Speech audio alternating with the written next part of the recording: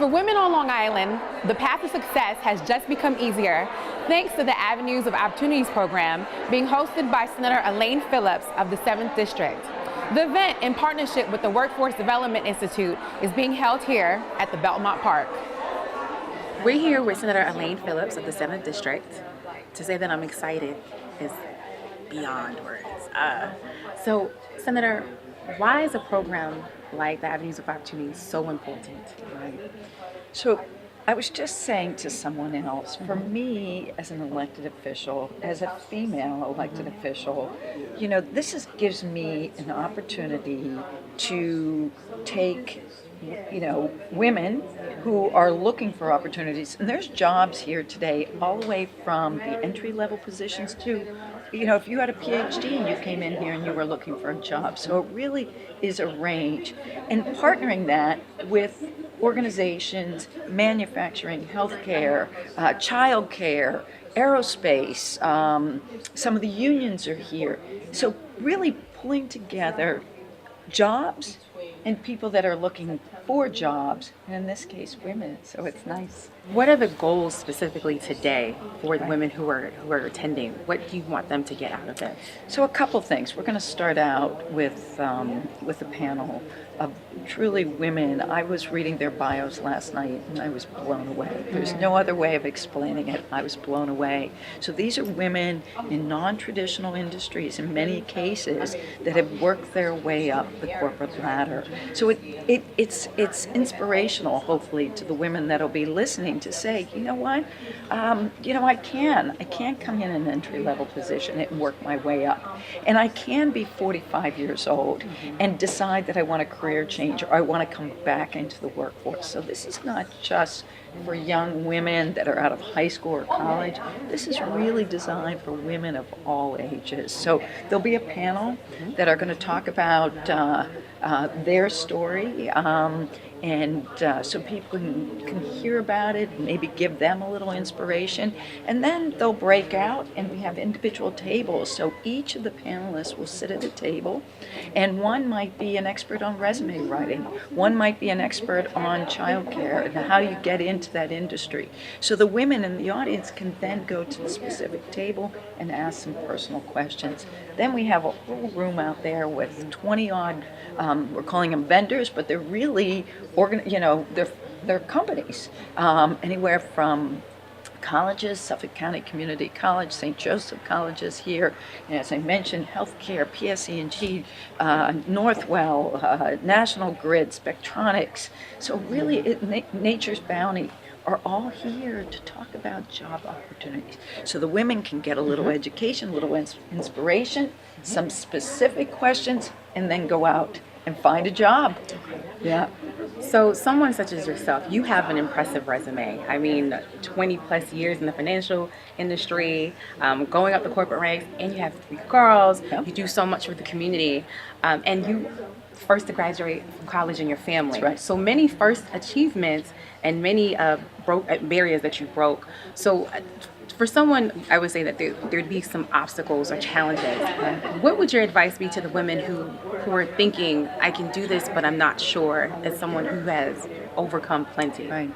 Stay strong. Stay strong, believe in yourself, find mentors. Mentors are really important.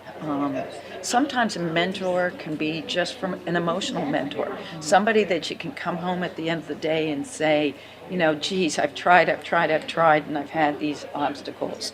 Sometimes a mentor can help open doors for you. So, I was always fortunate. We didn't have much. It was just my mom and I at the end there. But, my mother believed in me. And so, therefore, I believed in myself. So part of it is just, having that mental strength and believing in yourself. And, I'm a bit of an idealist, but I also think you have to create opportunities. You do. You have to create them. And, an event like this could present one of those opportunities. Sounds good. Yeah. Thank you so much, Senator. Thank you. Thank you so much for coming today and supporting our event. It's really important. The Avenues of Opportunities is giving women in Long Island the opportunity to meet with different companies for career advancement and professional development. Here you can see that there are plenty of companies here and sponsors to support women's trajectory on Long Island.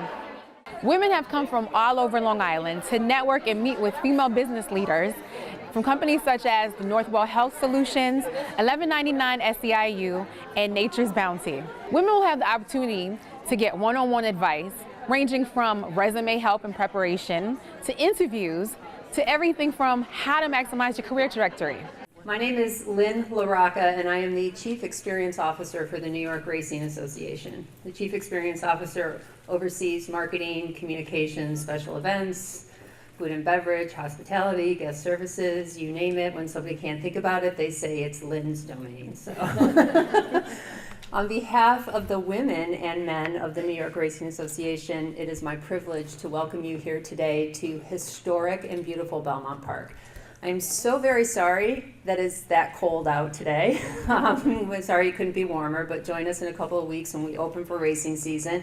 I promise that spring will be sprung and this facility will look 100 times different. And a lot of that is due to the testament of the good, hardworking women and men of the New York Racing Association. Thank you to Senator Elaine Phillips for sponsoring this great event, and to the Workforce Development Institute for pulling it all together. Thank you all for being here today as you pursue these avenues of opportunity. You're going to learn a little bit more about the New York Racing Association from my colleague Vanessa Rodriguez. She's our Community Relations Manager. She's on the panel that will begin shortly. Suffice it to say, there are plenty of opportunities that exist for women in racing, both now and in the very near future. I'm sure you all know about the development that's happening here at Belmont Park that we're very, very excited about. There's never been a better time or a more important time for women leaders in business. Now is our time. It's time for us to stake our claim for these leadership positions and showcase our skills. I know as women, we tend to undervalue ourselves and the considerable talents that we bring to the table. But we need to remember that we have the emotional intelligence to move literal mountains. Think and act like a leader no matter what. There's a very famous saying by Coco Chanel, the inimitable fashion designer. She said, dress for the job you want, not the job you have. So spin that a little. Act for the job you want, not the job you have. And I promise you that your confidence and your skills will open up doors for you. There are opportunities everywhere if you stay open to the possibilities. I went from advertising to the entertainment industry. I worked for Paramount Pictures. I then moved to retail. I worked for TJX companies, and I also worked for Model Sporting Goods, and now I'm here working for sports on Long Island. I had no idea that the job of Chief Experience Officer existed, but I remained open to the possibilities and I worked hard. Now is our time. Thank you again to the Workforce Development Institute for your focus on developing and encouraging the next generation of women leaders. And speaking of women in leadership, thank you to Senator Elaine Phillips for all you do on behalf of your constituents in the 7th District and for all of us here on Nassau County. She is truly dynamic. I had the pleasure of meeting Senator Phillips last year after our parade before the Belmont Stakes, and I was just struck by her presence. Coming from a woman who's 6 feet tall, that's really saying a lot too. So I would like to take a few moments to highlight recent work by Senator Phillips that will result in a safer, fairer workplace and improved protections for women at risk. Included in the recently passed budget, Senator Phillips championed landmark legislation to combat sexual harassment in the workforce. The measure provides protections and safeguards to all workers in New York and enacts common sense safeguards to reform the system and allow victims a real voice in the process. This is so critically important. In addition, the Senate and Assembly have both passed Senator Phillips' legislation that requires the removal of firearms in all domestic violence crimes. It closes a gap in federal law and protects women from their abusers. This legislation will save lives and protect New Yorkers. Thank you, Senator. In only her first term in the state Senate, Senator Phillips has secured record funding for school districts and libraries, passed legislation to protect Long Island's sole source of drinking water, and has worked collaboratively with local community leaders to combat Long Island's heroin and opiate crisis. One term, ladies and gentlemen, one term. Her first term. This is why Senator Elaine Phillips is a champion for Nassau County and our ally in Albany. As someone who enjoyed success in the private sector prior to her service in the state Senate, Senator Elaine Phillips is just the kind of woman that we can all look up to.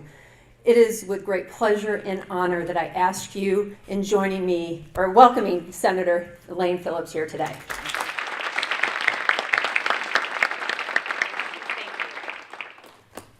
So I'm not 6 feet tall. So I'm going to bring that down. So I have to say, a couple minutes ago, I got a little choked up. Got a little teary. And I am not a political person, but I'm going to put politics in here for a second. So I'm actually a Republican. I registered as a Republican 41 years ago. And I'm not sure I really knew what it meant. And quite frankly, I'd never heard or thought about it over the last 41 years. When I went to vote, I voted for the candidate, not for the party.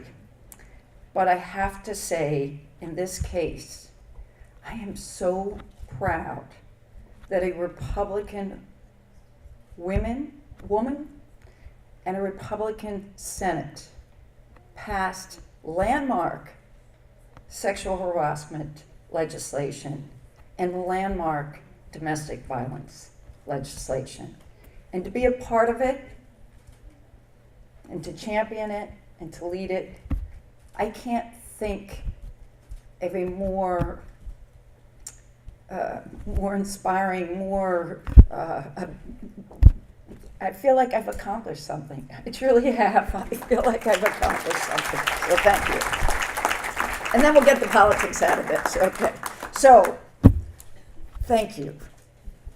Thank you to my panel. When you women hear I read bios on these women last night, I was blown away. I was blown away the accomplishments that each and every one of these women have done in their life. And you're going to hear, some of them, are in academia and have very high education. Some of us just worked our way up the corporate ladder. So I think what the stories you're going to hear today are truly going to be inspiring. Thank you, Lynn LaRocca. She is, her career path she was very humble when she was discussing her career path. So please grab a hold of her if you have interest in her industry. Naira, I didn't know anything about racing a year and a half ago, and when I was elected into this Senate seat, and I have this beautiful facility here, and what they do for tourism in the state, what they do for our local economy is wonderful, but the people, it's the people here, it's the chaplaincy, the hard-working individuals. When I took a tour of the stables, you could, other than the fact it was dirt on the ground, you could literally eat off the floor. The pride that the workers have in this industry. So I am so excited that we're going to have the Islanders here, we're going to get a hotel, we're going to get some retail shopping, and we're going to get some renovation, my understanding of the facilities itself. So when Lynn says there's jobs here, there will be jobs here, right here in the Elmont community. We have people from the healthcare industry, we have childcare, we have utility, we have retail and hospitality, manufacturing, education, and job training here. Shame on each of us if we don't walk out of here today with something. I talk a lot about it. I don't know, for those of you that don't know, I'm a martial artist. So I might be little in stature, but I'm strong. And I have been training in martial arts for 23 years. And I talk about it because, one, there's a lot of concepts that we believe in martial art when it comes to ethics and humility and honesty and courage and concentration, and those are all good things. But I also when I taught a lot, I would say to parents that I don't know if I'm going to get your child, or I don't know if I'm going to get you, if I'm teaching adults, to be a black belt. But what I will do is I will give you tools in your tool chest. I will give you tools to have more self-confidence, to be able to look at people in the eye when it comes to children, and obviously to defend yourself if needed. And I think that's what today is all about. Today is getting tools in your tool chest. No matter what stage you're at, if you're coming out of high school, you just recently graduated from high school, in college or graduating for college, someone like me that was really kind of in between my career. You know, I spent, as mentioned, 23 odd years in the financial service industry.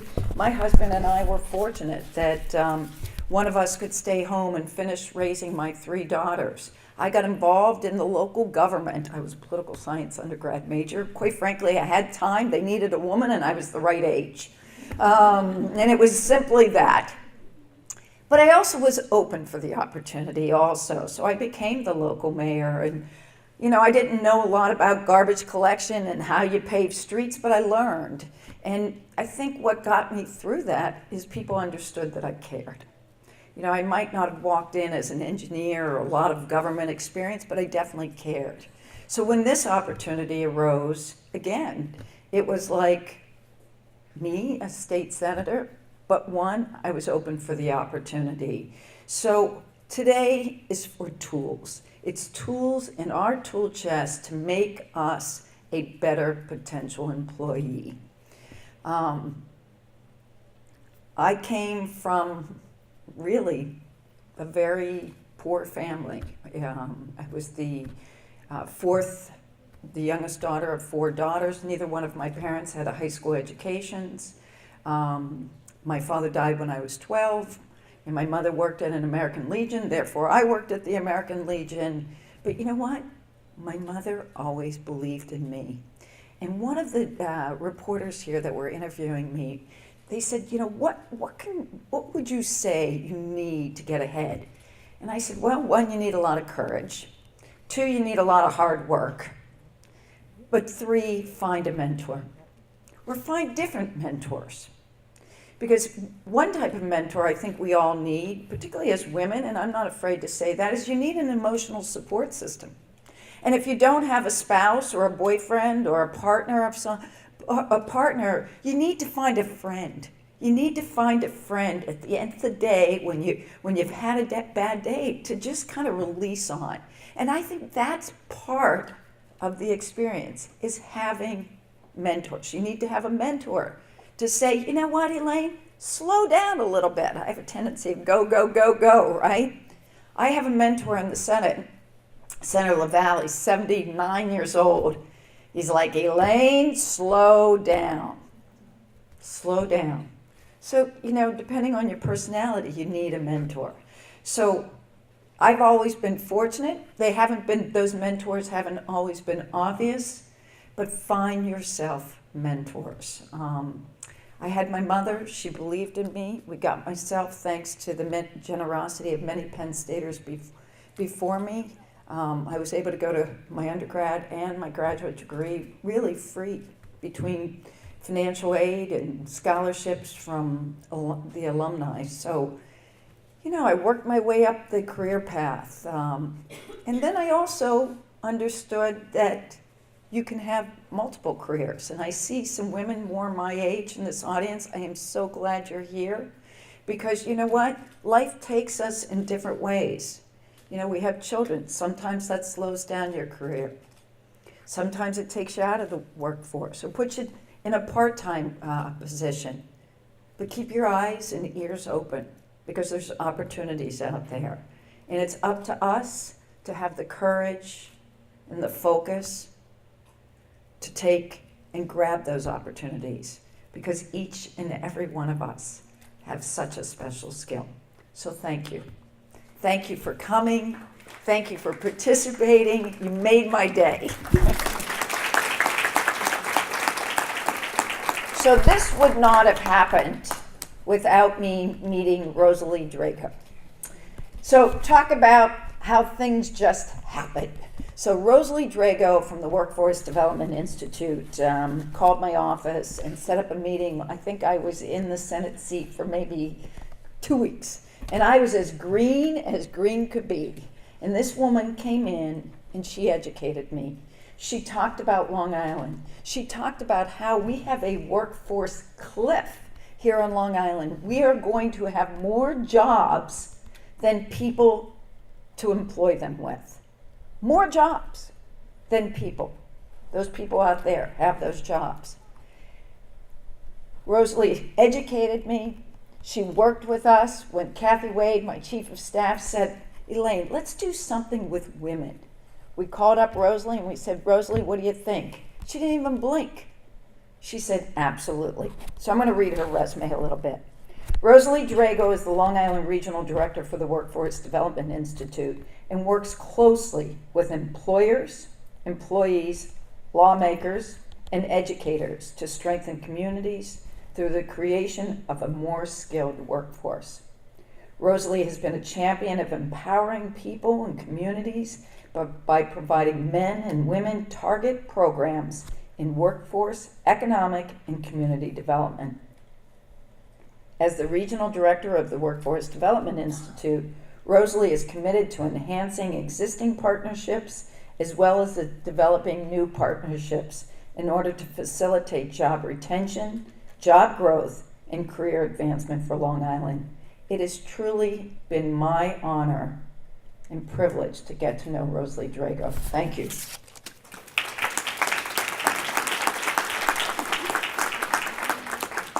I'm also not 6 foot tall, right? I even have to lower it even more. Lower and lower here. Soon I'll be down here. I want to thank you because I said this earlier. I have this amazing job with the Workforce Development Institute. We're a statewide nonprofit. There's a regional director everywhere in New York State. And our job is to understand where the industries are in each region that are hiring, what the jobs are, what the skills are, and if there's a gap in either what the existing workforce needs to know or there's a lack of pipeline. We're here, thankfully, through the support of the Senate to provide funding and bring people together to solve those problems. So this was, we talked about doing this event. Of course, I said yes. That's what we women do, say yes. We don't think of any of the challenges. We don't think of any of the problems or how many late nights. I have young kids. But I think what I said to the senator this morning was, last night I got really emotional reading the responses from people who answered the survey and talked about why they're here. And when I called each one of these women speakers on the phone to say, okay, are you ready to go? Do you know what you need? They've surmounted amazing challenges in their lives to get where they are. So take advantage of hearing those stories today. It's going to be really informal, and here's what we're doing. It's going to be informal. We're going to go through, everyone's going to talk about who they are, how they got their job, what that career ladder was. So there are, and we also chose, the reason there's not hundreds of employers out there is we chose industries that are hiring and have stated to me and others that they want women, that they like what they bring to the table, that they are changing their internal culture, that they have a support system, and that women succeed. And if someone's come to us and said that that's something that's a priority, that says something. So to listen to the career path, after we listen to the discussion here, you'll have a chance, each one of the speakers will go to a table so that you can go up and ask personal questions. And then if you want to drop a resume or find out what's next for you, we have the local workforce centers that can help you with resume writing, with other career opportunities, with training, and the educational institutions that support all of these industries. So you'll hear about people who came in at the entry level and worked their way up. I delivered pizza. I've done some weird jobs since I'm 14. All kinds of crazy things. I worked in a cookie factory, but I was willing, and I think the word here is open, right? Open to what's next, open to trying something new, open to listening, open to being willing to say, I'm vulnerable, I'm scared, I don't know about this thing, but I want, and anyone will help you here. So what I'm going to do is I'm going to start with the mic over here, and I'm going to pass it along, and hopefully there's no feedback with this mic, but we'll see. And I want you to, if you can, your name, your title, and what it is you do. And then the fourth thing is, so your name, your title, what you do, and tell us briefly, where did you start and how did you get here, right? So how did you get into this field? So I'm going to hand this over this way, and I'm gonna give you one on this side too. You want each person? Okay, so here's the story. Sorry, you're gonna get exercise this morning, not on the plan. Doesn't hurt I think because we have mics from the, so I'm gonna have you come up one at a time. Your name, your job role, what that means in your industry, and then how you got here. And I'm gonna start with Leah. And I'll have a mic in case.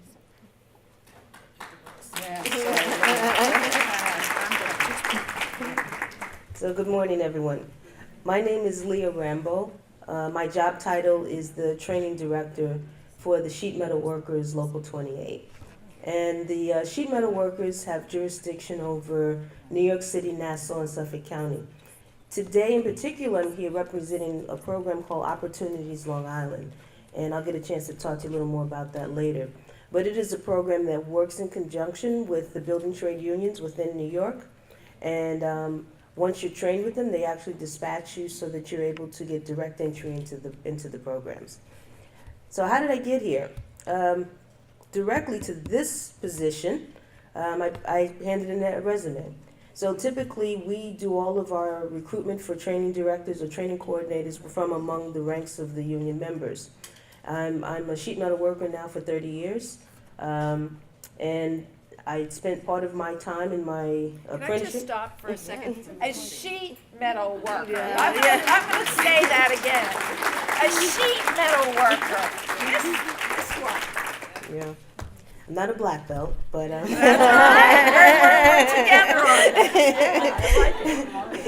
same mentality though, to be a sheet metal worker.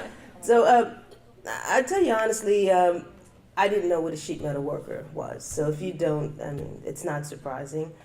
We hear about carpenters, we hear about electricians, we hear about plumbers. And my intention was to be an electrician's helper. My first job was I was an intern in high school, doing a high school internship. I went to an engineering high school in New York City and took electrical engineering electronics. And I was telling one of the ladies today that I was with 1199, and I was an electrician's helper. And so my intention was to be an electrician. And when I finished my school, and I was like, I don't want to do engineering, I want to be an electrician, and that union wasn't opening. And someone in passing said to me, you should try sheet metal work. I said, what's sheet metal work? She said, don't worry, you'll like it. It's fun. I said, it's fun? All right. I can do fun. And she told me where to go to take the test, and I took the test. So with any of the building trade unions, you start off as an apprentice. An apprentice I call it the best kept secret because while you're learning about your trade, you're also getting paid. You spend part of your time in school and you spend part of your time at work. With my trade in particular, the time that you spend in school, your contractor that you work for pays you the same salary that you do for work. So 1 week you'll go to school, another week you'll be at work, but when you're at school, you get paid the exact same thing. So the unique thing about the trade is that you really don't have to know anything coming in, because we're going to teach you everything you need to know. Of course, if you do have some basic math skills, of course it's going to be helpful. If you have good communication skills, it's going to be extremely helpful. And as we start talking a little bit more about the various opportunities within my trade and other building trade unions, computer skills. Now everything is going to be computerized. What you do not have to be is extremely, extremely strong. So, if you have this vision of this construction worker, this big guy, maybe his pants hanging a little low, a little crack showing something. It's really a different world. So many things are automated. Some strength, yes, you do need to be able to lift 30 pounds, right? Are you fit? Oftentimes elevators aren't working. They might not even be up. There's a hoist. So can you get up and down steps? Do you do the step challenge? That type of thing. So it helps to be fit in that respect. But it's not like you have to have this massive strength, so just kind of dismiss that idea. So after finishing my apprenticeship, I was working in the field with my tools in various parts of my field. Sheet metal workers are primarily, we do the design, fabrication, installation of the HVAC systems. So when you look above your head and you see these outlets here, what's above that is what we do, including put that there. That's the main work we do here in New York. But the Statue of Liberty, that's done by sheet metal workers. It's a very versatile trade. When you look in New York City, all those buildings that have the green roofs, the patina, when the copper turns green, that's all done by sheet metal workers. That's a specialty part of our trade. So it's a huge, huge industry. And after working about 10 years in it in the field, I was asked to come to the apprentice training school and to teach. And that's what I did for the next 7 years. I went back in the field for another couple of years as a tab technician. And that's someone who, after the system is in, my job would be to make sure that it's running exactly according to the engineer specs. So my high school background, this engineering that I took, and it was still with me, that electrical and that science, the physics, that kind of came into play. Never knew I was going to need it for work. And I did that for a few years before this position became available, which was the training director. I did go to school. I went to school while during my apprenticeship, and I will say that I never paid a student loan because I was making money. And we make good money, sheet metal workers. And the joke always was, when I got out of high school, most of my friends went to college, and we'd get together and we all go out to eat, and I always had the bill. Right? I always had the bill. The construction worker always got the bill because I was making the most money. So we have a very good we have a good salary, excellent benefits, pensions, which are kind of unheard of now. Most construction workers, building trade union construction workers, have 2 pensions. I have 2 pensions. I have an annuity. Just excellent benefits. And when I did go back to school, I went back and got my degree in labor education. My union paid for a good deal of my training because I was teaching, and there was other classes that I had to pay for, but I never had a bill. I've never had a loan for my work. I paid a semester at a time, and that's really a great feeling when I talk to people. Now more and more apprentices that are coming in, I'm finding people coming in with degrees. We are getting quite a few people that have degrees in engineering, degrees in architecture and math and science degrees, and they do extremely well in my field because we've gotten so technical and so automated that we're looking for those type of skills within the industry. That's kind of extremely important. But what we're always looking for is people who can get up and go to work early. Our day starts usually 6:30 in the morning, 7. We're finished by probably 2. We need people who can be there on time, people who work safely, and I find that women tend to do very, very well with that. They seem to be safety conscious. And within my trade, welding is an area that women are just kind of taking off in it. I don't know what it is. I was not a good welder. That was one part I didn't do so well in school, but my female students do exceptionally well in the trade. And I would say about just a quick thing on the construction industry in general, is that for years we were very closed, and it was kind of a father-son industry. And the result is that we do not have enough workers for all the work. And so we realized the error of our ways, I'll say. And so as an industry, we have really tried to go out of our way to be expansive, to see what we can do.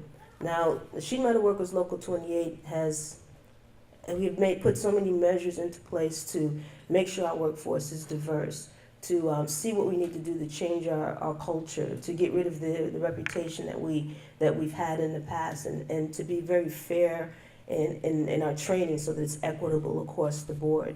And we have the largest percentage right now. We're at 13.6% right now, women within the apprenticeship program. And we're shooting for 20. But it's an environment. I'm not going to say that it's easy. It's dirty. You're going to be dirty almost every day. until someone realizes, okay, well, she should be running the job. Well, then now you don't get dirty anymore. Someone else gets dirty. But it's an excellent career. Like I said, I've been doing it 30 years. My nieces, I have 3 nieces who have followed me into the trade. They're all journey workers. So that's a real blessing because they're not asking me for money. And I have a nephew also. My oldest nephew also followed me into the trade. Great. Thank you. Good morning. Thank you for including us today. It's a delight to be here with everybody. My name's Patty Green, and I'm the director of the Women's Bureau for the Department of Labor in Washington, D.C.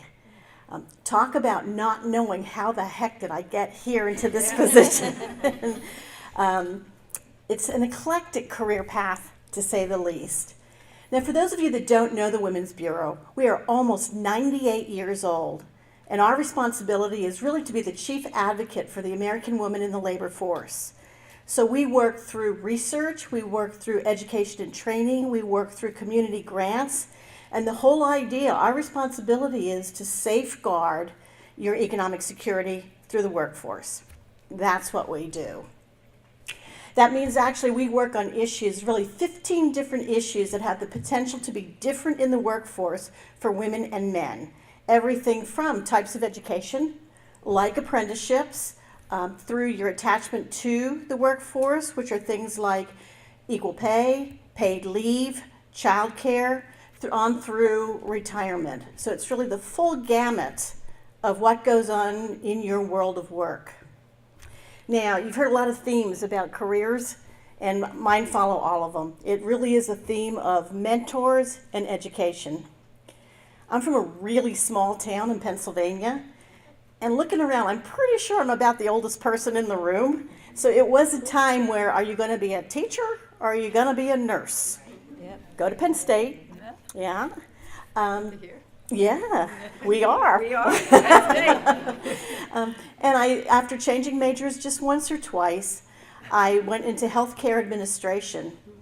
As soon as I was finished with my degree, I moved to Colorado because it wasn't a small town in Pennsylvania. And to make a very long story short, I have been a waitress when we were still called waitresses. I've been a soda jerk. I've been a babysitter. I've been an inventory auditor for a clothing chain. I have been a nursing home administrator. That was my major first career. I was a stay-at-home mom for a number of years because my husband was active duty military. And then went back and got a master's degree because thanks to the military, no matter where you were at that time, you got in-state tuition.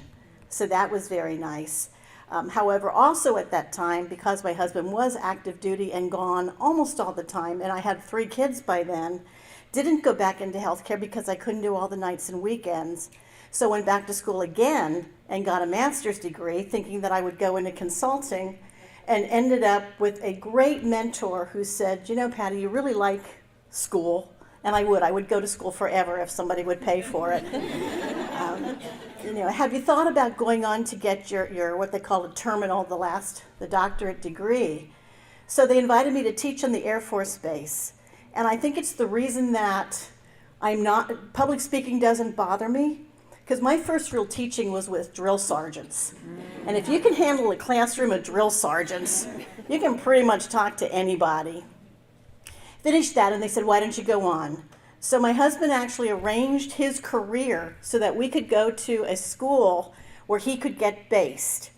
And we ended up, the only place in the entire country was University of Texas at Austin, so hook 'em horns too. And I became a professor, an entrepreneurship professor with a specialty in women entrepreneurs, and spent the next 25 years at 3 different schools designing and delivering programs to help women start their businesses. So I'm really here today to represent talking about what if you want to do it yourself. Whether it's your own sheet metal company, whether it's your own welding company, whether it's a retail chain, no matter what it is. I'm really here to talk about mentors, how they can help you, education, how that can help you, and then how you can pull it all together to do it yourself. So that's where I'm coming from. Hi, good morning, everybody. My name's Clara Justino. I'm with National Grid. I'm going to have to lower this. We are getting smaller.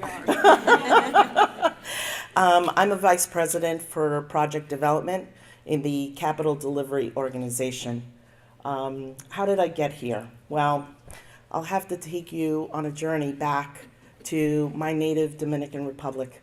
You see, I was brought here as a toddler by my parents.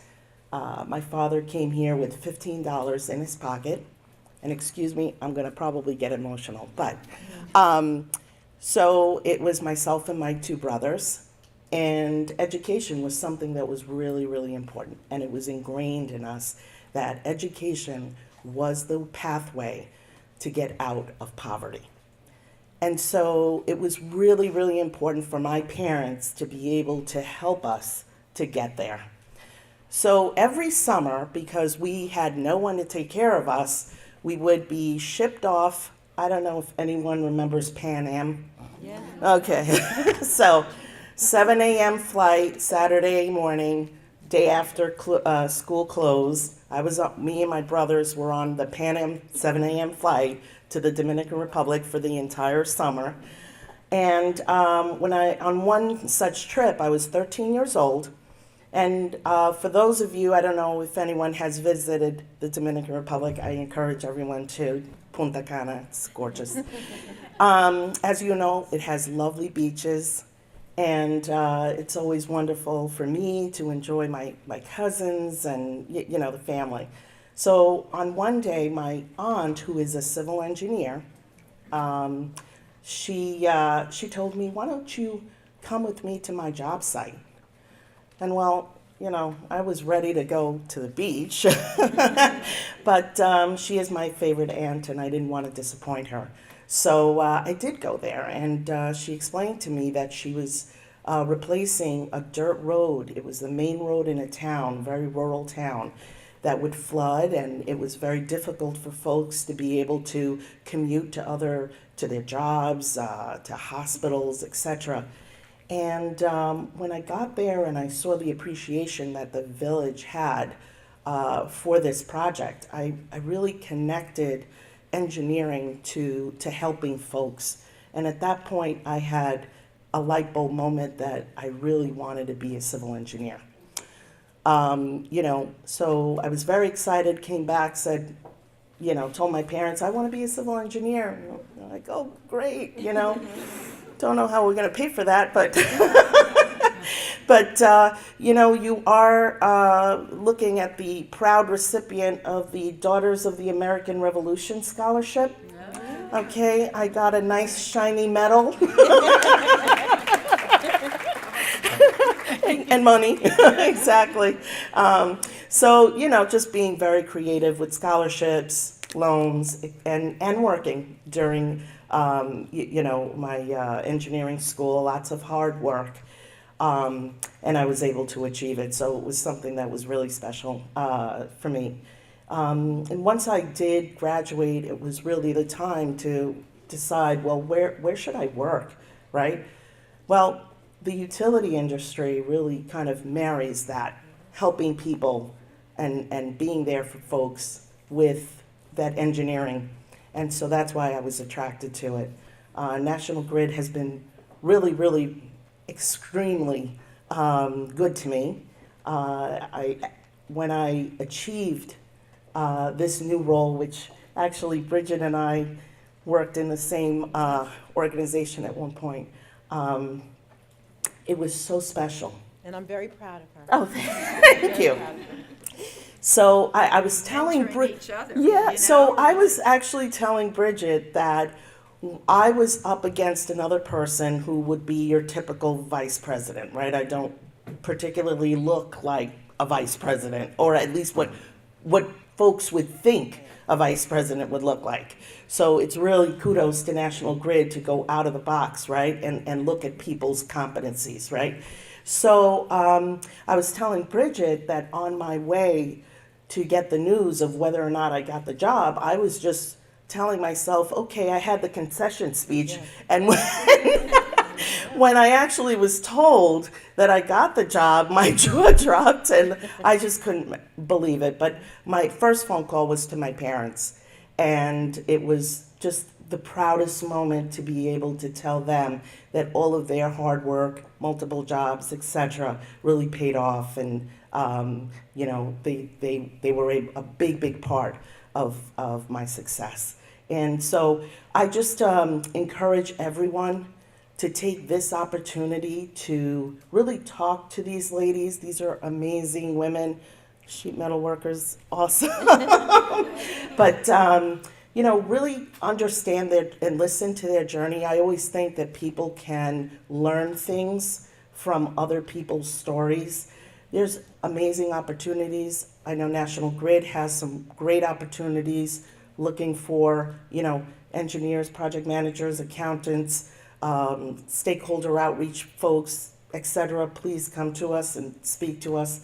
And I hope that this today will be your light bulb moment. Thank you. Since you mentioned Bridget, I'll have Bridget go up next. But I do want to say, harking back to what the senator said, there's a theme here, right? Supporting one another, asking for resources, being open to opportunities that, no one, I don't know how many 12-year-olds are going to say, oh yeah, I'll go to work with you, instead of go to the beach. So Bridget, go ahead. I think I can keep the mic at the same level. We're about the same height. Except for I'm wearing high heels today because I like to be a little bit taller. Good morning. My name is Bridget Nguyen, and I am the Director of Revenue Operations at PSE&G Long Island. And I was sitting there. Sometimes it's better to go first at these events because following these ladies and trying to think, how am I going to jazz my story up? It's like, okay, where did I come from? How did I get here? I started out when I was in high school. When I was a child, I wanted to be a doctor. I saw myself being a pediatrician and saving children, and that was my path and that was my goal. And then when I was in 12th grade, we got a computer lab at Farmingdale High School, and that completely changed my world. And I realized that I was a closet nerd. I loved it. Programming, being able to take code and turn it into something, it completely jazzed me and got me excited. So I decided to go to college. I went to Nassau Community College because my parents did not have a lot of money and I had to pay for school. And that was the easiest way for me to get a 2-year degree and still actually go out there to be able to get a job and then go get my advanced degree later. So I graduated from Nassau Community College, and Lilco, the utility that used to exist on Long Island back in the day. If any of you remember Gloria, you remember Lilco. That's Hurricane Gloria. They were hiring people for their computer or area. So I applied for it and I ended up getting the job. And it was an entry-level position. I remember getting the call and they told me that they were going to pay me $20,000. And this was back in 1990. And that was a lot of money back then. And I remember saying, ooh, let me think about it. And then hanging up the phone going, oh yes, $20,000. Because that was a lot of money back then. But I started in Lilco back in 1990, again, entry-level computer job. And when I walked in the door, I was the only female there. And in the utility, while we've come a long way, it still is very male-dominated. So I was almost like an alien who came from outer space because I was not only a female, I was an African-American female, which was just an added loveliness to the gentleman who probably had never had a conversation with anyone who looked like me. And so when I got there, I was a little bit intimidated, but I also I saw it as a challenge. And for me, when we talk about mentorship, I knew that in order for me to be able to survive there, I had to find someone, and at that time it was a male, to mentor me and to almost to make me credible to the rest of the team.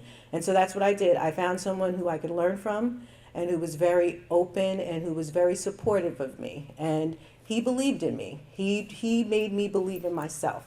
And sometimes that's what it takes, especially when you're unsure of yourself and there's no one else who could relate to me, who I could talk to. That was someone I could go to, and he made me feel that everything was going to be okay. So while I was at Lilco, I ended up going back to school, and I got my degree in computer science. One of the great things about working at a utility, or our utility, is that they do have a lot of opportunity as far as education.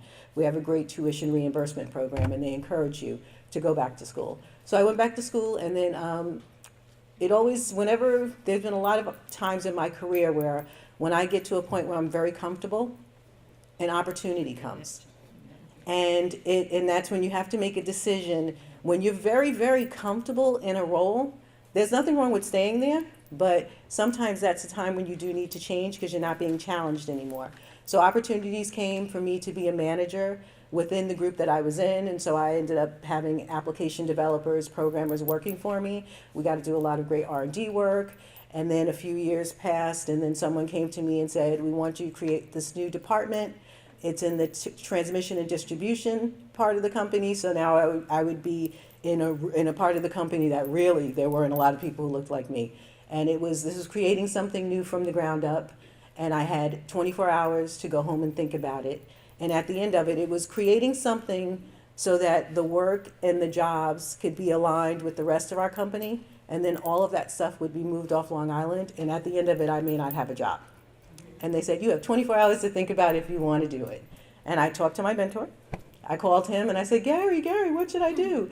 And he said that this is an opportunity that's going to be really tough, not only for you, but for the people who are going to be working for you, because their jobs were going to go off Long Island. That was the plan.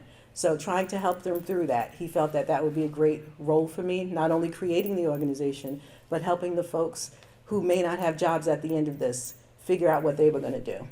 So I took it, and I was very happy I did, because we were able, it was, again, another challenge. I was not going to, I was going to make it very hard for them to move those positions off Long Island. And I was very honest with the employees. I told them exactly what was going on, and we made it our challenge together to figure out how we were going to do it so well that they were not going to be able to move us off Long Island. And that's exactly what happened. It ended up staying on Long Island. And then we fast forward to 2014, because I don't know, I work for PSE&G Long Island. They have a contract with LIPA to run the electric system on Long Island. They don't own the assets, but they have a contract. National Grid had it prior to PSE&G Long Island. And when PSE&G Long Island came along, my role at the time, I was a director in T&D, it didn't exist at a director level in PSE&G Long Island, so I had to go down to a manager role. And when they first told me that was going to happen, and it was a manager role in a completely different part of the company, and I was extremely hurt, and I was angry, and I worked so hard to get to a title that I wasn't thinking about, no, this is now going to move me to another part of the company where I was going to gain experience on the customer side of the house. So after I got over my frustration and walking around, and because I was angry, everybody else was fine. So I was coming in work, everybody else, their lives are going on. For me, it was, and I realized this anger is only affecting me. Let me accept this and try to make the most of it. So that's what I did. And it was a great opportunity because I got a chance to work in customer experience. And PSEG Long Island is very committed to changing the experience for our customers here on Long Island. We didn't do as great a job as we could in Sandy as far as communicating to customers, letting you know when your power was going to be back on. So they've invested a lot of money and a lot of resources and a lot of energy in making that better, and I got to be a part of that. And then I was loving that position because I got to work on the TV commercials we did. I got to do marketing, and it was great. And then they came and said, Bridget, we got another opportunity for you. And it was that was in October. I became the Director of Revenue Operations. So I'm responsible for the contact centers that you go to if you want to pay your bill. I have collections, I have payment processing, and I have the internal controls group. And I have a great team. And that's one of the things that I've been very blessed is I've always had great people working with me and great people who make me look really good. And when you have that, acknowledge it. And also, as you move up and you progress throughout your career, one thing I've always had, because they call me the corporate mentor, I've never forgotten the help I got, and I don't ever want it to be as hard for anyone as it was for me. So I always, as I'm, keeping one hand up, I'm keeping one hand down, bringing someone with me to the table. So as you move up in your careers, always remember that if someone did it for you, even if they didn't, do it. If you're in a position to do it for someone else, do it for someone else. There's power in being the only one at the table, but there's more power with having a whole lot of us at the table. So if you can bring more along with you, do that. Thank you.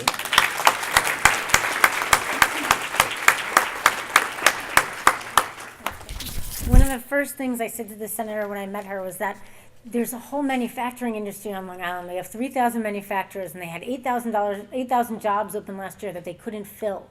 And so I want to bring up Stephanie and Kimberly from Nature's Bounty. Now, I just shared this morning. When I go look for vitamins at the store, I'm there for like an hour. Because I'm like, and they're like, can we help you? I'm like, no. Nature's Bounty added 400 jobs last year. I think I'm going to buy them. But wait, but then Country Life added, so like we make a lot of the things, the medicines, the supplements that we have on Long Island, aerospace parts, defense parts, medical equipment. So they will talk a little bit about the career pathways available in manufacturing.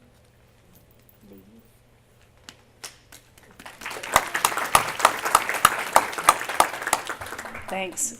It's great to be here. What powerful stories. Thank you so much. Really appreciate it. Got a lot out of it. I'm Kim Biederman. I'm the Vice President of Technical Services in the manufacturing sites at Nature's Bounty. We do have a table out there. We are recruiting. My group is recruiting in technical positions. We generally do take an undergraduate degree, but there are several positions with some experience. We are taking technical open. We have technical open positions as well. So stop by and I'll tell you more. My story is also sort of complicated, like the others, and like the others, very common themes. When I was a kid, I had great support from my family and from my teachers. I also had an incredible sort of weird passion, this passion of doing experiments and research and science. And I knew when I was like 7 years old, I was going to be a scientist. And for some reason, I never wavered from that. It was like, I'm going to do this. This is what I'm going to do. I'm going to retire in it. And when I got through college, my mom encouraged me, because we had no money, and graduate school is very, very expensive. My mom encouraged me, with your passion, talk to professors and tell them that you love doing the work, and see if they'll give you some grants, and see if you can get grants from the government. And I did. And one of the professors at University of Southern California, I wrote back to my ridiculously naive note and agreed to pay my way to get my PhD at University of Southern California with government grants. And I can't tell you enough how appreciative I am for this country for allowing me this opportunity. And I tell all of you, if there's a will, there's a way to pay for it. So go out there. Don't be intimidated because you can't afford it. Try not to get those student loans, though. Try to keep them low. Anyway, so from there, I was able to achieve my dream. Got my PhD, did a lot of research. I worked as a staff position at Stanford for 6 years, publishing. I worked on a cancer therapeutic product for cancer research. I got a drug that now is used for treatment of solid tumors in people. It was incredible. I was living the dream. I thought, this is where I'm going to retire. But life got in the way. I had a kid by that point and a husband, and I had a terrible childcare experience with my child. And that was it. There was no way that I could go on with an unbalanced work-life situation. So I had to give up that job. But I thought, where do I need to be? Where does my family need to be? Well, that place at the time was in Cincinnati, Ohio. Why? Because I had an extended family. My parents had come out here, we'll help take care of your children, be close to an extended family. And my kids were able to grow up really knowing my grandparents and their cousins from that experience. So I joined Procter & Gamble, a great company, really into research at the time. I was able to really grow, got promoted a couple times. I'm like, yeah, this is where I'm going to retire. But there's several, that was not to happen. My husband wasn't happy. He couldn't really find anything. I grabbed him from the West Coast. He was not really happy in Cincinnati. And he found a phenomenal position. He's in regulatory. He found a position in New Jersey. In a pharmaceutical company. And I'm like, okay, I need to move. Even though I was so happy at Procter & Gamble, 13 years I was there. And I'm like, I gotta go. We gotta be close to the family. So how I did it was interesting. Now in mid-career, and I don't know how many of you are in mid-career, networking is just so important. And so by that time, I knew people in the area. I asked them. I knew the P&G's competition, and I knew that the name P&G would be very alluring to other consumer healthcare companies, which there are a lot in New Jersey. And so the way that my husband worked it out was that there was a lot of opportunity for me. I was able to start getting into product development. At P&G, I just want to say with pride, I was co-inventor of Olay Total Effect, which is still very popular. But at Glaxo, so I joined GlaxoSmithKline and continued to move up the ladder. Now it's interesting, in my career, started off as a scientist, went over to basic research, but then went over to more product development. So as I was filling both in terms of growing teams, but also developing like end-to-end capabilities of developing a product and marketing a product. So it was really cool to be able to grow in different areas and leverage what your strength is to be able to leap to a different type of position. And so don't think that you have to stay in one place. Think about what you do well and what are the key attributes of that other job. And so that worked for me. And I thought, I'm going to retire at GSK. Love it here. It's wonderful. My family's doing well. My husband's happy. However, a lot of change. And GSK, like a lot of other companies, reorganization, downsizing. I thought I was golden. No one is safe. So my boss came to me and said, Kim, your position has been eliminated, but you're really good. What we're going to do, you have to go down a level, but you can maintain your position here. And what was it that you said? I love what you were saying on don't be satisfied. Oh, yeah. Don't be satisfied. You have to think, is this really, it would be very comfortable, very easy, but are you going to be happy? And I'm like, no, I got to move on. So I moved on to Pfizer. I thought, okay, this is it. Some companies just don't mesh, and Pfizer did not mesh with me. And I just wasn't happy for a variety of reasons. So I was talking to some friends, and they said, one of my friends who I work with at GSK worked at Nature's Bounty now, and said, come over, work in manufacturing. Now this was a huge leap for me. But again, those attributes that I have for problem solving, for technical understanding, really could work in being successful in manufacturing, and so here I am today. So hopefully this story helps you in your career as well. Thanks. And I'd like to introduce my partner, Stephanie Gray, in recruiting. I think this is a good level for me, and I have more heroes today as well, so we're good. So these stories have been so inspiring. It's really amazing. And then you start thinking about, I did have mentors through my career, and I did have networking. I mean, that is incredibly important, and attending events like this and being on LinkedIn and putting yourself out there is so incredibly important. So I am the Senior Manager for HR Strategy and Operations for the Nature's Bounty Company, which is a very long title to say. I basically wear a lot of hats there. So I do a lot of things that help support the human resources function, including talent acquisition, affirmative outreach with community service, and diversity initiatives.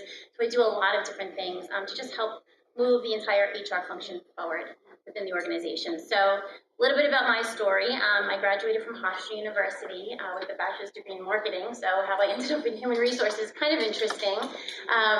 It was because of my network and also, of course, a little bit of luck that I ended up where I am today, which I'm sure we can all probably choke it up to just a little bit of luck. So I actually started working at a restaurant when I was 16 years old for a strong woman, actually, who happens to be my Aunt Tina, and she'd be very happy to be mentioning her name today. And my very first day, I started as a hostess, and she said, okay, you're going to take out the garbage. I was like, oh no, this is not going to work for me. I didn't want to wear the non-slip shoes because they were ugly. It was just not my scene. I'm like, I'm much better probably in a retail store, but she kept pushing me. And I took up that garbage, and I had that garbage dripping down my arm, and I went home and I had ice cream all caked to my arm, and it was actually the best thing that I ever did, because it really pushed me out of my shell. I was very shy when I was younger, so it helped me open up to speak to people, to be able just to kind of talk to anyone, not drill sergeants, but to most people. There was actually a time where a customer, I had forgotten to put their ranch dressing in with their salad, and she actually made me drive to their house to bring them that ranch dressing. As embarrassing as it was, I knocked on that door and I did it, and I learned a lot there and actually moved my way up. And when I found out she was pregnant with her third child, she left the $1 Million Restaurant in the hands of a 20-year-old, which really showed me a lot. And I worked there for 7 years, and I put myself through college, and I actually left Hofstra with very, very little debt. And if anyone knows Hofstra or any other private university on Long Island, they're very, very expensive. So I was very proud to be able to say that I put myself through school, but I wasn't able to really do any internships. So I was worried about what was going to happen with my career once I did graduate. Luckily enough, I just happened to have my resume posted on Monster.com at the time, and I got a call from a recruiter at my first company after school, and she said, "Hey, listen, I have this junior recruiter position. You're basically going to be talking to people all day. Are you interested?" And I said, "All right, that sounds good to me." My stepmom had said to me, "It's time to get back to work. You've been out of work for 6 months," because I did take a little break after school, and I did, and I started there, and I really loved it. What I loved most was helping people get to work, and then also seeing them be promoted. So it was such a good feeling knowing that I was helping people to do that. So I worked for some challenging people throughout my career there. I was there for 9 years at the prior company, which was Sleepy's Mattress Professionals. They're actually not around anymore. They got purchased not too long ago. So I had some challenging leaders there, but some also really good mentors and leaders as well. And I saw the career opportunity at the company and also within that field, so I stuck it out. I asked a lot of questions, never stop asking questions, because that is so incredibly important. Even when you keep getting told no, no, no, just keep pushing to learn new things, even if it is outside of your comfort zone. And then the person who I was working for eventually did leave, and I worked for who's my current VP, who really opened my eyes to another side of human resources and talent acquisition, which is more of the operational side. He saw my flair for process and following the rules, which I love. So he put me in an operations capacity. I had done a lot of things that I had never done before, but he kept actually pushing me just to learn, and I did that. And then I actually was on maternity leave with my second child, and he had called me up and told me that, actually he didn't call me up, I found out through a third party that he was leaving and coming to the Nature's Bounty Company, and I called him and I flipped out. I'm like, "Why would you do this to me?" I'm crying on the phone with him. "Why would you do this to me?" And I knew at that point it was time for me to make a change, because I was with the company for 9 years, and to someone else's point, you do tend to get a little bit comfortable and stop challenging yourself. And I said, "Listen, if any opportunities happen to open up once you get comfortable there, please keep me in mind." And he did. He actually called me not too many. I was back at my former company for just a few months after maternity leave, and he called me up and said, "Listen, I have this great opportunity. Come and work for me." And I said, "Okay, but being a mom comes first." I had a newborn at home and a 3-year-old at the time. So I do need some flexibility, and I was luckily fortunate enough he was able to provide me flexibility to work from home, because it was quite a bit further from my current position. So I started there, here rather, and I've been here ever since, and I've worked my way up, and I've learned a lot. Manufacturing is a great industry to be in. You think of manufacturing as being like a manufacturing plant, it's dirty and dingy, and there's not a lot of maybe opportunities there, but there are so many, and this industry has opened my eyes to that. We hire scientists, nutrition scientists, we hire people, engineering majors, and people that started that entry level and then work their way up the chain. So there's so many opportunities, and also in the corporate office as well. just in manufacturing in general, whether it be the Nature's Bounty Company or another organization on Long Island. We actually just got a grant from the state to add 157 new jobs to Long Island in manufacturing, to keep manufacturing here. So that's something that we're also very, very proud of. So I'll leave you with just one last statement that I was scrolling through Instagram this morning, and it said, "Be the CEO that your parents always wanted you to marry." So I'll leave you with that. Thank you. Kathy Wade, Senator Phillips, Chief of Staff, came up with the name Avenues of Opportunity, and that's, again, the theme we keep hearing here, that there's a bunch of avenues, there's a bunch of opportunities through your career that you're going to be standing there trying to decide, should I go this way or that way? And so I'm going to turn it over to Rosa, who's with 1199, who's going to talk about healthcare and unions. And she came here, she's lost her voice, but she came anyway. Good morning, buenos dias. This is usually not my voice, but we're gonna make it work, right, Rhonda? I'm here with my colleague, Rhonda Span. She's our senior, one of our senior recruiters, and I'm gonna start a little bit backwards, if you don't mind. I wanna let you know about some of the jobs, that we recruit for. And basically what we wanna tell you is, my name is Rosa Mejias. I'm the director of one of the training and employment funds, which is the Job Security Fund that services laid-off workers in the healthcare industry. Yes, we have laid-off workers. On the other hand, you hear, and it is absolutely true, the healthcare sector is one of the growing sectors throughout not only New York, Long Island, but throughout the United States.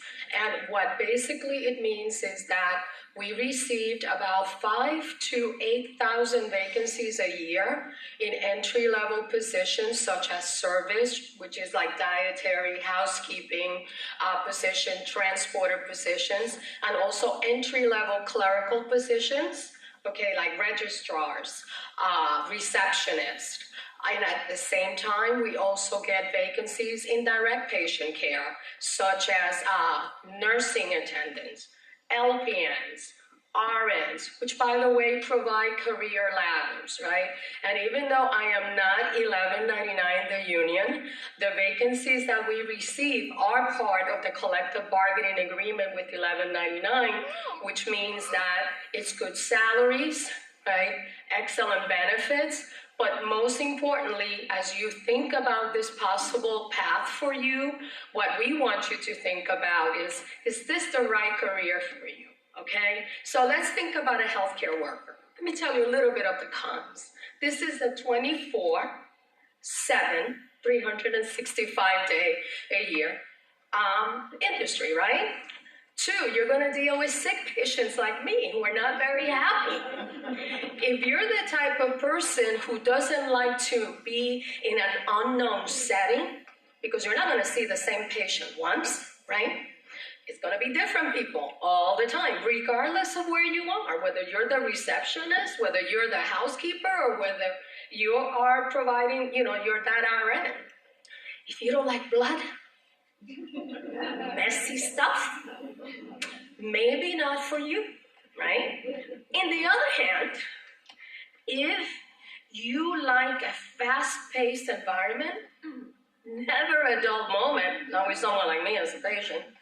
If you really want to make a difference in people's lives, and if you desire to help others, this might just be the right position for you. And like I said, Rhonda will be out there, I will be here, and we'll talk to you about those possibilities, okay? Now, where did I come to this position? I always say that all my journeys have been through the back door.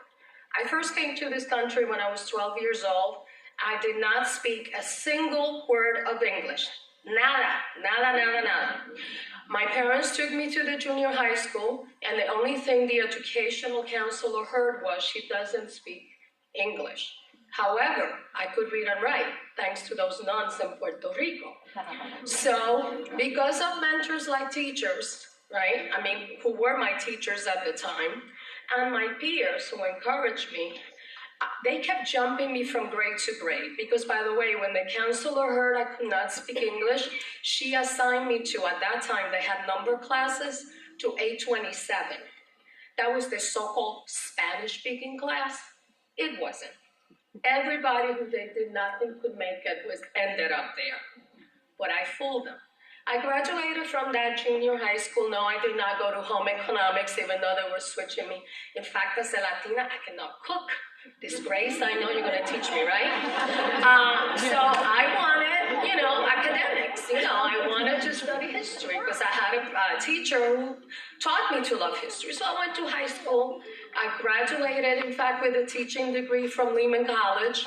And I met another mentor there, this man who said, you could be a good social worker. By the way, practically though, teachers have to get a master's degree. And social work is a master's degree, right?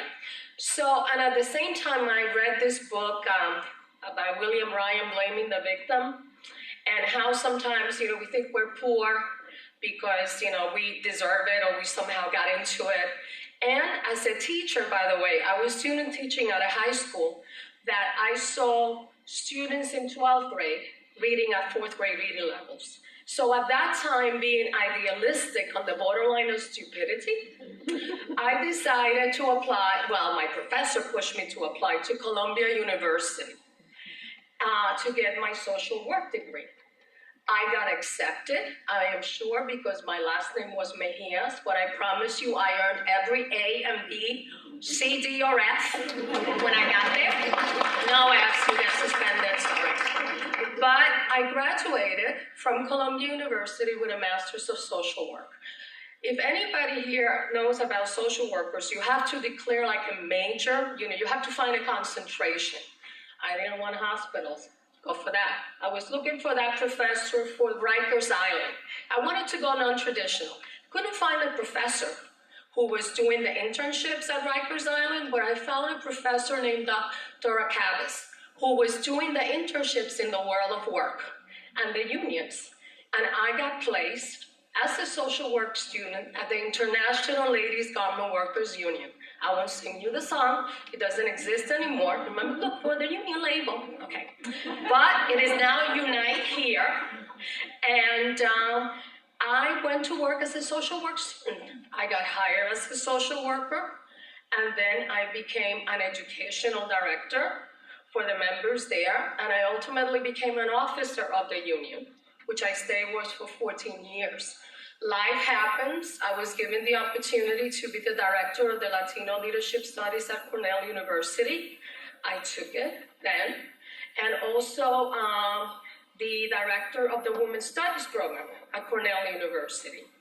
At that time, someone named Debbie Ying was working at 1199. In fact, she was an officer of the 1199, and she was negotiating this contract with 1199 and the League of Hospital Unions and Nursing Homes. And they were negotiating a fund, job security fund, and also part of it was the employment center was coming in. And they were looking for someone who, yes, spoke Spanish. And they were looking for a woman, because as we know, in these industries, healthcare, certainly the garment industry, the overwhelming majority, I would think, unlike the sheep workers, right, are females. But the leadership is male, right? So they were looking for someone who was not a male. And I was lucky enough to get to that position. I was hired as the director of the Job Security Fund and Unemployment Center. And although I can tell you that I don't use my Spanish a lot, only when I want to curse, one of the things that it is very important for anyone who wants to come into this industry, yes, if you're bilingual in terms of the hospital setting, it will work. Anybody speaks Spanish, Cantonese, Yiddish, any of those languages will come very helpful because our communities are diverse, and the care of patients is going from the inpatient more to a focus out in the community. So I heard a lot, it was funny, about being emotional. And one of my first mentors was my father, who only went to 3rd grade because they were very poor. But he always said to me, education is the path, always go for your education. And there are many ways to get that education, right? You can be, like I said, there are entry-level points in our industry. You can be a home care worker, home attendant, which is one of the fastest growing jobs, is one of the toughest jobs in our industry. You're going to someone's house. There's a nursing homes, once you're part of this collective bargaining agreement, there's a training fund benefits there for you. But if I would say anything, go for your passion. If this is something for you, yes, the opportunity are there. Go for it, embrace it. Because, we only can do, what is it that people say, they give you lemons to make lemonades? We're all capable of making that lemonade. And I sincerely hope that we can, Rhonda and I can meet some of you to be part of this healthcare industry. Vanessa, I want to call you up, and could you just share, so Vanessa's up here obviously for her experience, but I want you to share the story you shared with us about, because you guys are looking for jobs, about the resume story, the job fair story. So, hello, everyone. Thank you, Senator Elaine Phillips, as well as Rosalie and Kathy. You guys are amazing. Thank you for letting us host this event here. We're so happy, and this is so encouraging for me, and I hope for everyone else. I am from New Jersey. I graduated from Keene University. I'm the first person to graduate in my family, graduate college. I have a little sister, and she also was in that age where I was starting college, she was starting high school, so it was going to be overlapping. So I started working in finance. It was a way for me to tell my parents, you know what, Mom, Dad, I know that you work hard. You can't have 2 kids in college. I'll pay for my college, and you guys worry about my sister. So I worked full-time, and I went to school full-time. I worked from 9 to 5 in finance, and from 6 to 10, I went to class. In that time, I said, I'm going to be in finance for a while. I ended up being in finance for 7 years, not what I wanted to do, because when I went to college, I went to school for community relations and public affairs. I said, I don't want to do anything that deals with math, because I'm not good at math, but I'm good at communicating. So I went into communications. I worked in finance for 7 years, and in my last year of graduating, about to graduate, I was laid off because of the economy. I finally said, okay, well, now I have to look for a job. I graduated, and I interviewed. I didn't have an internship because I was working full-time. Finally, I said, you know what, my resume, these words on a piece of paper are not going to define who I am, so I'm going to go out. So I started networking. I started going to job fairs, career fairs, and just talking to people. I finally went to MSG. They had a career fair there that day. It was all based off of sports. I said, okay, fine. I'm going to go. You have to pay like $30. You got two Liberty tickets to watch the game afterwards. So I said, fine, I'll go. So I go, and there's like tons of guys, and they're like 7 feet tall, and they're all in these they're all in these huge lines, and I'm like, I'm never gonna get to talk to someone that's actually gonna pay attention to me. So I said, okay, I'm gonna target a couple of the organizations, because I know I'm not gonna have a lot of time to speak to these people because of the huge lines. And that day they had the Islanders, they had the Mets, Yankees, ESPN was there. So I get into the Yankees line, and it's moving, and I come up to this guy, and I bring my resume, and I'm like, this is who I am, this is my resume, I'm bilingual, so on and so forth. And he's like, oh, okay, all right, thank you. And I see that he takes my resume, and he goes, and I'm seeing that a lot of people are doing this, right? They're at this job fair, but they don't really have any available positions. So I said, listen, I said I didn't have a job at that moment. I wasn't going to lose a job, so I'm just going to be honest. I said, listen, if you're not going to read my resume, I'll take it back and I'll give it to someone that will. And he looked at me and he said, what? And I said, I know that you're going to put it back there, and I want to give it to someone that's going to be able to read it.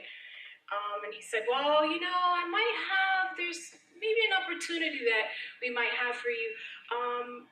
Let's talk. So we talked for about 2 minutes, and I just word vomit. This is what I do. This is what I want to do. This is where I want to go. And he's like, okay. There's like people waiting for me. And he says, oh, okay, well, you know what? Yeah, definitely. Let's keep in contact. So I'm excited, but I'm stoic. And I'm like, okay, great. And I walk away, and I'm like, I don't have his business card. And I'm like, okay. So I run back and I say, oh, excuse me, can I get your business card? And he says, well, right now I'm not giving my information out. And I said, and I looked at him. I didn't say anything. I just looked at him and I said, he's like, you know what? I think I might have a card here. So I start tapping his pockets. He gives me his card, and I went on like 4 interviews. I mean, repeating myself over and over again. And finally, that guy that gave me the opportunity to speak to him for those 2 minutes became more than my boss. He became my brother. So I worked with him for 7 years. 7 years of, nonstop craziness. It's never a dull moment when it comes to the New York Yankees. He taught me everything. He taught me, and he encouraged me. So when we talk about having positive people in your life, whether it's a boss, whether it's a friend, I mean, it's necessary. I was one of the highest Hispanic women in the organization, and I would walk with him, and people would say, "Oh, is that your secretary?"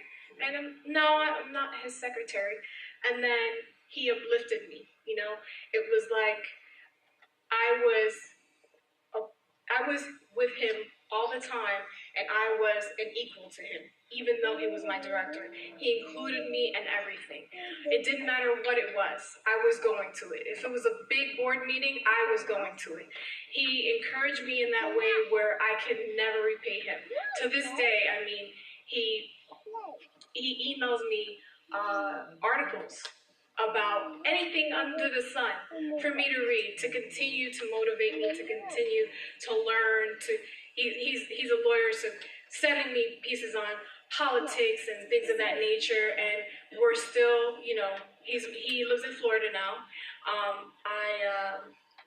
I decided to move into another field because he moves, and I said maybe this is my time to go into a different avenue. I ended up here at the New York Racing Association as a community relations manager and public affairs, which I was never in horse racing, but I'm learning so much. I'm learning from Lynn. Lynn is amazing at what she does, and it's just motivating.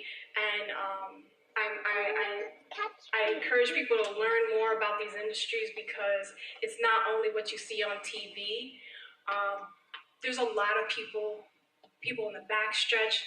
These people are amazing. Their stories, how they came to this country, how they've been better. They've bettered their families. They're furthering their education. So I encourage you to learn a lot because, like in baseball and horse racing, there's so much that goes on, but people only see what's on TV, the glamorous parts of it. There's so many people behind the scenes, women and men, that are working to put that production on, and people don't really know that. So sometimes we go into roles where we don't know exactly, oh yeah, we know that this is on TV or that this player, but we don't know what's really going on behind the scenes, and you can make a difference. I encourage you to network. I mean, that's my number one thing, to network, because even if you're at a meeting or at an event and you don't think that maybe this is something that will work for you, there's always someone else there that knows someone that knows someone that knows someone, So I think not only networking, but encouraging each other. I feel like when I first started in sports, there was a lot of times where I would walk into a room and other women, which was rare, would say, oh, who's this? So encouraging each other and kind of learning from each other and motivating each other. I mean, that's my story. I never thought that I was going to be in sports. I really didn't. I got out of college and my major was very broad. I thought I was going to be in finance until, something came up and I was pushed into sports, and it ended up being what I really love. So again, you can, what is that saying? You make plans and God laughs? Absolutely. You can plan everything under the sun and it might turn out a different way, but it's because it's meant to be that way. So if something doesn't go the way you planned, absolutely don't get frustrated. Just know that what is yours will never be taken away from you. Good afternoon, everyone. Good afternoon. Good. Bring up the energy a little bit. So I feel so privileged to be up here with such incredible, amazing, courageous, beautiful women. And so I am actually a little bit overwhelmed. But my name is Nusa Koderi, and I am a program manager at Northwell Health Solutions, which is part of the Northwell Health System. We are 66,000 plus employees strong and growing. And our mission, our goal is to provide good care and to improve population and community health. And to talk about a little bit about what I do, I need to talk a little bit more about the other side of healthcare, the non-clinical side. Up until this point, we have defined health as the absence of illness. And we are at a really, really exciting time in healthcare where we're realizing that health is the presence of mental well-being, of physical well-being, of social well-being, of emotional well-being, and just, holistic well-being in general, right? So what impacts health? It's not really the prescriptive medicine. It's not really whether we have access to healthcare, although that is important. It is about whether we have access to education. It's about whether we have access to healthy environments. It's about whether we have access to safe and affordable housing, to healthy foods.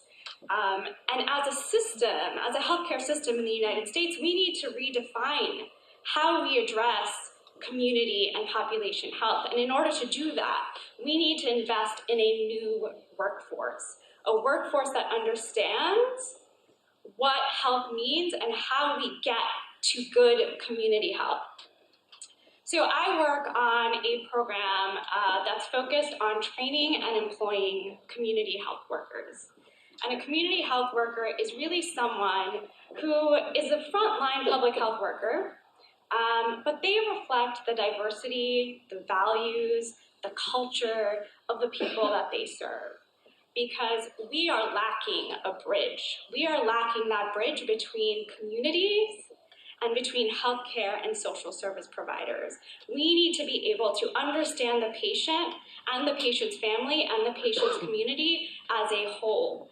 And the best person to do that is someone who is from that community.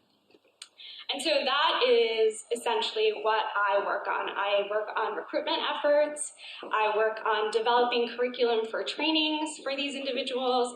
And then I work on making sure that all of the individuals that we train and graduate are employed, both within our health system. So we are investing in community health workers, but also working with other community-based organizations, public sector agencies who are interested in this kind of a model, understanding that health is more than just prescriptive medicine.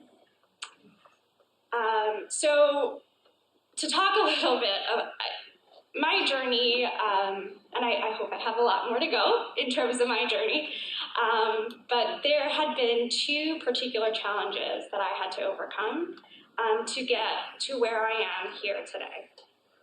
And one is internalized isms. And what I mean by that is internalizing sexism and internalizing racism. As we grow in our communities, as we learn from when we're young, we learn things that society tells us about ourselves. As a woman, we are not as strong as a man. As a woman, we are not smart. As a woman, we are over-emotional. And even if we are smart, we can't make those decisions because we are driven by emotion. And those things we start to believe about ourselves. And so one of the hardest work that I've had to do is really, and I'm still doing, is to unlearn those things, right? Unlearn what the media tells us about ourselves, unlearn what, structural policies tell us about ourselves. And in order to do that, I had to find, and this is a reoccurring theme, mentors and people who believed in me and who believed in my passions and who believed that I could do anything that I wanted to do. And so I found people like that along the way through my journey, before college, after college, and then even while I was in the workforce. And right now I have mentors who I've had from before undergrad and mentors now who have been supporting me through my career, even here at Northwell. The second thing that has been a challenge was this chicken and egg situation of, you need a job, you need experience to get a job. But in order to get that experience, you need to get a job. And what I learned over time, and this was also through my mentors, was that everything you do is experience. Everything that you have learned up until this point is relevant experience. And you can take any job and find those transferable skills, those skills that make you the right candidate for the job that you want to take. And be able to kind of find those and then market yourself. So one, you get over those isms, now you are confident, you are empowered. And then you find those skills that you know that you are good at, and you take those and you market yourself and you say, this is why I am good for this job. So that is essentially what I want to leave you all with, is that you need to believe in yourselves, and recognize that sometimes it is really, really hard work to do that, but that it's worth it. It's worth investing in you, and it is also worth investing in people who believe in investing in you. Gemma, just a quick thing that I forgot to say in the beginning. The top industries hiring on Long Island are where there are career pathways and supports along the way are retail, hospitality, and the service industries, healthcare, and manufacturing. So, and here we have a whole bunch of retail-related and hospitality-related experience here as well. So I'll introduce gentlemen to you. Thanks, Rosalie. Thanks so much for having me here. I just wanted to thank, once again, Senator Phillips for working with Rosalie on this phenomenal event. I am a Democrat, but if I lived in this district, I would vote for Senator Phillips. Just the fact that you are here spending the entire morning and afternoon with your the women in your district that need resources tells me a lot about your leadership.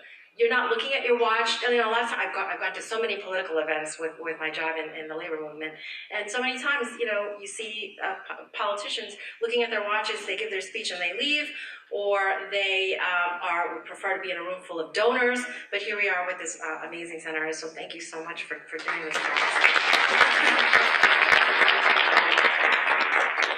So I am the Strategic Planning Director, National Director for the Retail, Wholesale, and Department Store Union, which is based in New York City, but we have 100,000 members throughout the 5 boroughs and mostly east of the Mississippi. And we're part of the United Food and Commercial Workers Union, which has 1.3 million members across the country. We merged with that union probably about 10 years ago. So many of you may not realize that union workers in retail are all around you here on Long Island and in New York City. So just here on Long Island, members of our union work at Stop and Shop, ShopRite, Food Town, Ginta's Meat Farm, Key Foods, Uncle Giuseppe's, King Cullen Fairway, Modell Sporting Goods.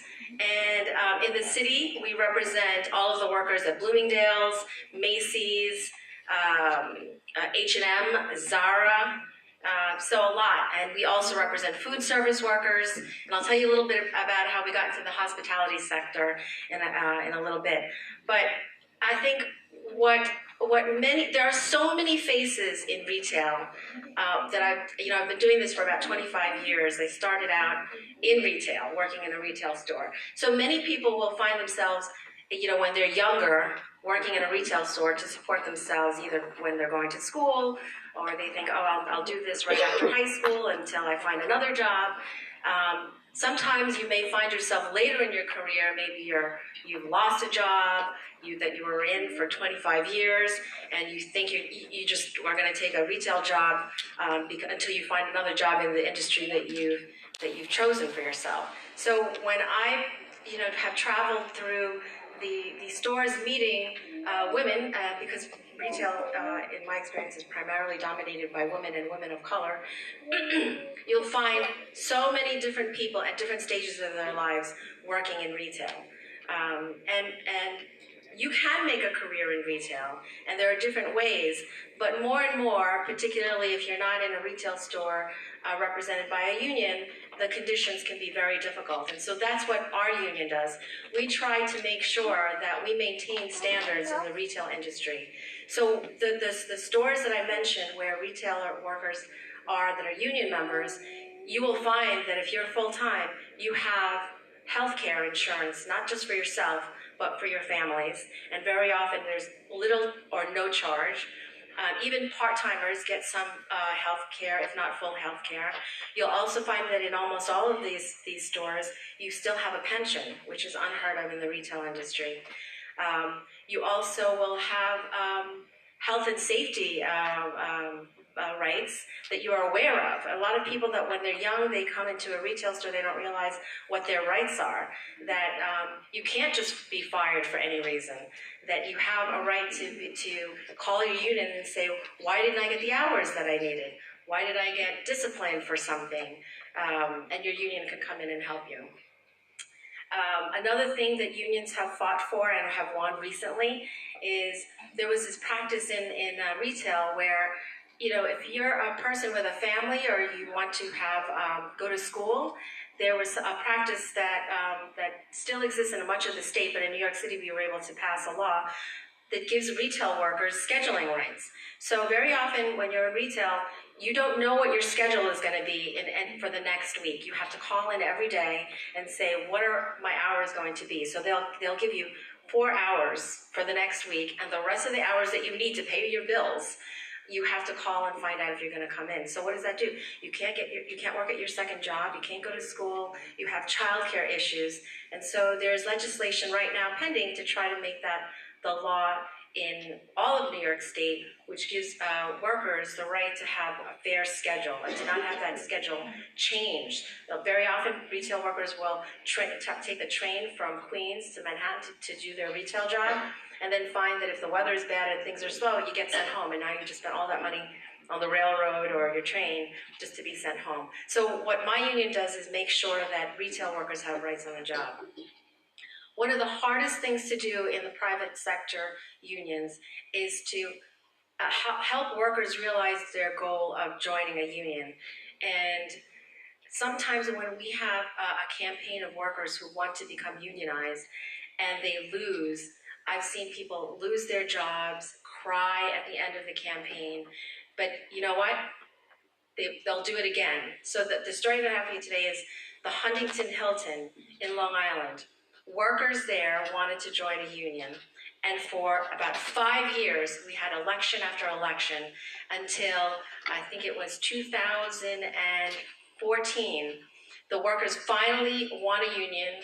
They all voted for the union, and they joined RWDSU. They now have full health care, they have scheduling rights, and they won their first contract. So that was a huge victory. It's now the only unionized hotel on Long Island.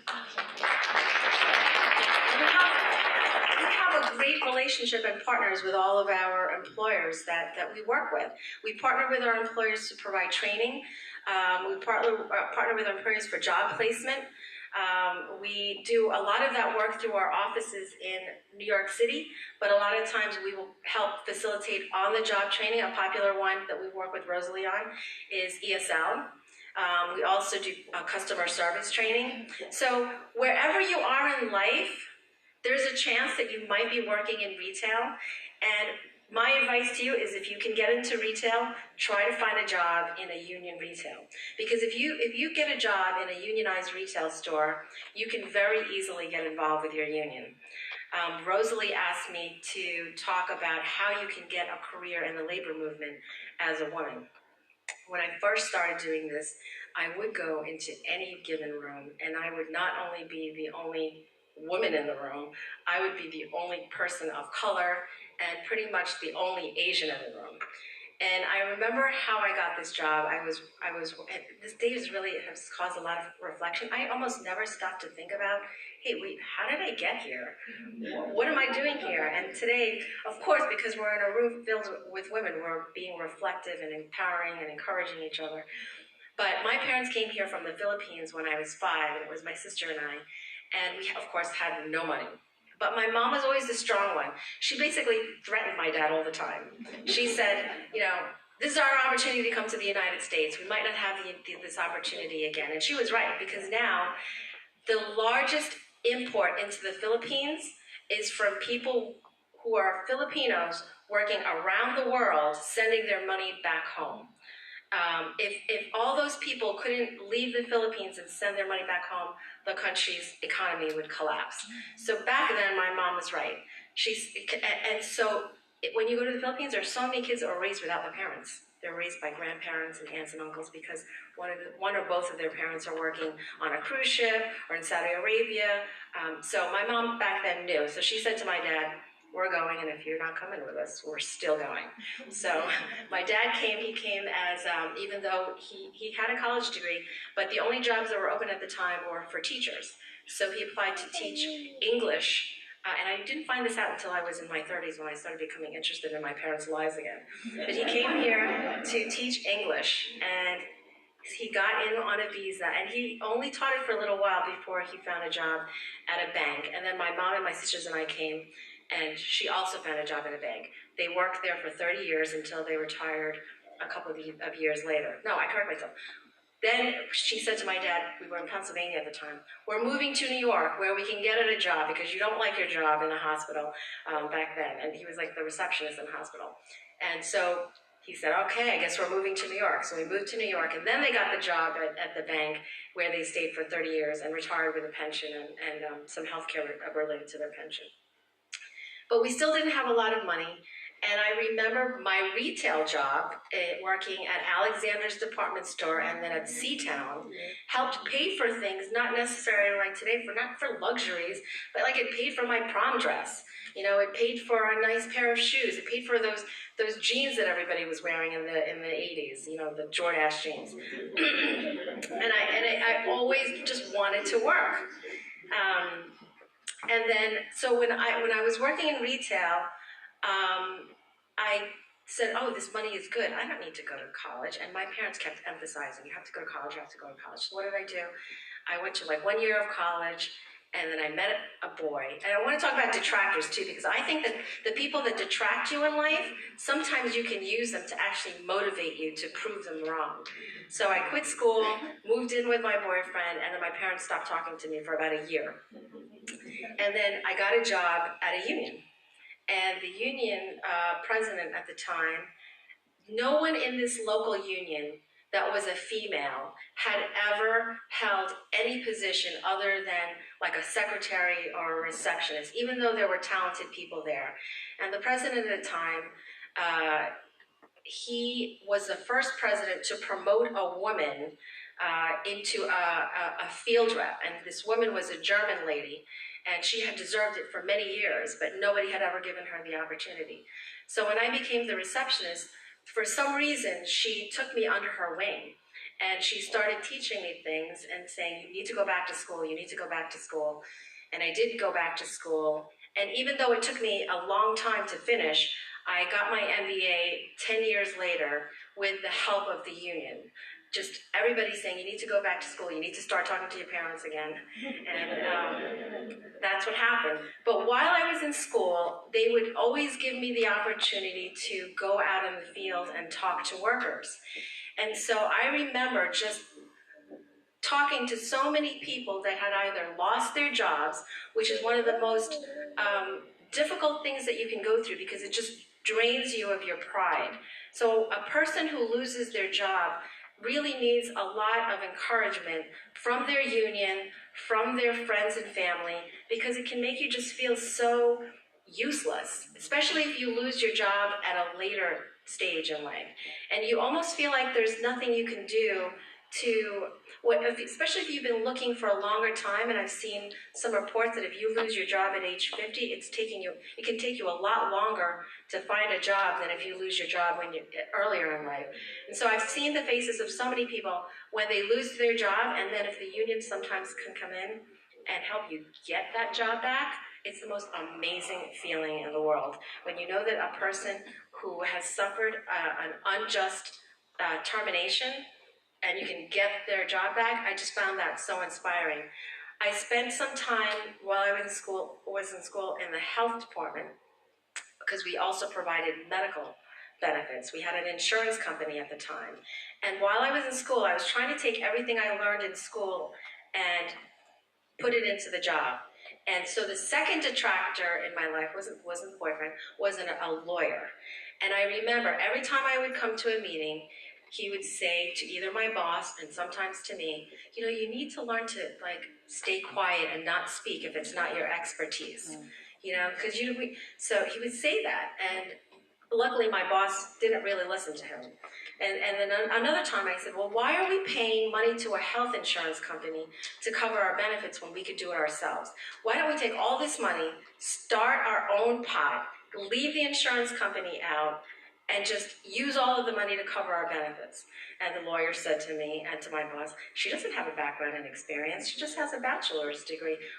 This can't be done. It doesn't make any sense. What did that mean? I just wanted to do it even more. We took that health fund, got rid of our insurance company, and to this day, now we have $100 million in that health insurance fund. It is one of the least expensive health insurance that you can find as a retailer, which is why we can now have companies like a Hilton or a Model Sporting Goods continue to provide healthcare coverage to their workers because our union plan is so well managed that it's less expensive for everybody involved. So that's like one of my proudest experiences. So you as a union member, you get a job in a union, and I know we're running out of time. If you get a job at a union retailer, join a committee first. Either it's the political action committee, it could be the negotiating committee, it could be the health and safety committee. After you get, if you are active in that and the other workers are motivated by you and you can organize them for things, then you can move on to try to become a shop steward. Once you're a shop steward, you can get involved in negotiations. Right? And you get to explain the contract to your workers. You help them with their health care benefits. You go to shop steward trainings. Then after you're a shop steward, if you're a really great shop steward, you can get a job at a union either starting out as a service rep or you can become a union rep, which takes a couple of years of being a great shop steward. And from a union rep, then you can become an executive board member, which is an elected position. And then after you're an executive board member, you can run for office to become either a recorder, a secretary treasurer, or even a president. I'm proud to say that I was the first ever president of my local unit, Local 1102 in Woodbury, and that's how I got to where I am. Childcare is a great industry to work in, but it's also one of the main challenges for women in the workplace. So I invite up our friends from Nassau Childcare to talk about that. My name is Joy Connolly, and I'm the Director of Education Programs for the Child Care Council of Nassau. And as Rosalie said, New Yorkers can't work without childcare, right? And so this is a huge, huge issue and concern for us as women, but not just women, right? So employers, families, grandparents, brothers, sisters. At this point, right, we're all taking care of the children. And so having high quality, safe place that you know you can send your child to while you're working means that we're not worried when we're at the job, we're not looking at the phone, we're not running off, we're not missing work. So what the Child Care Council does for our community is provide free referrals to families who are looking for child care. So at any point you can call and talk to a parent counselor. They will walk you through what does quality child care look like, what are the different options. There's so many modalities of care. There's center-based care, there's family care, there's school-age care, there's summer camp. So not only just for newborns, but all the way up through the continuum of a young person's life. You can really negotiate what works for you. Do you need 24-hour care? Do you need third shift care? Do you need weekend care? A parent counselor is there to really walk you through and create a referral that meets your needs. So that's one of the things that we do every day. We also provide training and technical assistance to the workforce.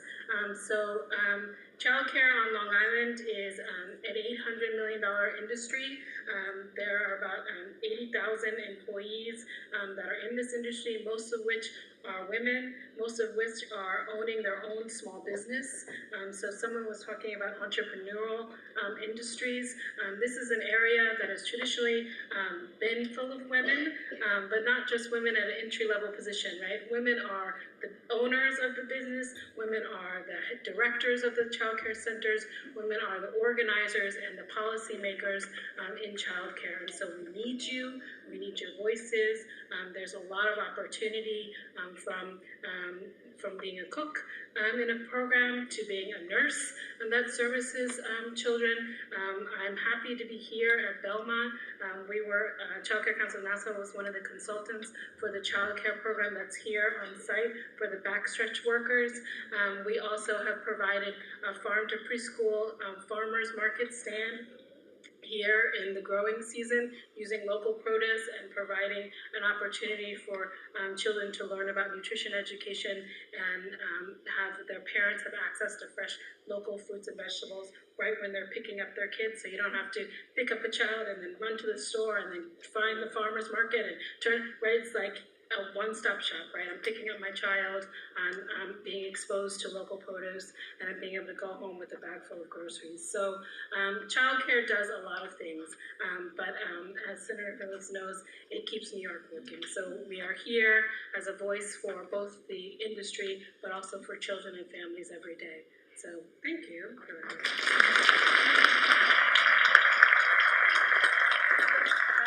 My story is very complicated, but my colleague Alyssa has a powerful story about how she got in the industry and how she's continuing to support folks that are getting in the industry every day. So, unlike many of these amazing women, my story starts when I was in kindergarten. I can still close my eyes and remember Miss LaRufa's classroom, her piano, us baking bread, block area.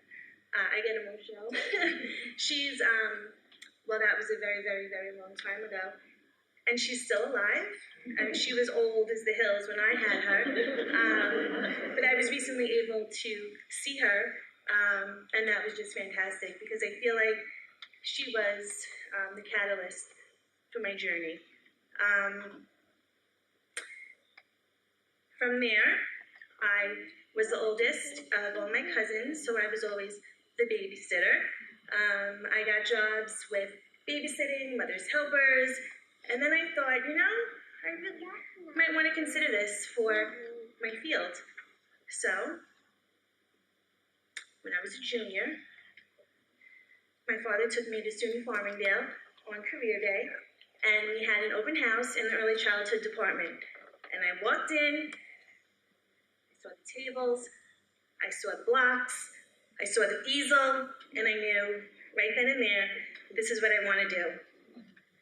So, I started school. I got a job in a child care facility, part-time first, as a floater, which means you work from group to group, then, I'm sorry, I'm nervous. I don't know why I'm so nervous. I just waited so long to get up here. After that, I started working as a lead teacher because I had my bachelor's degree.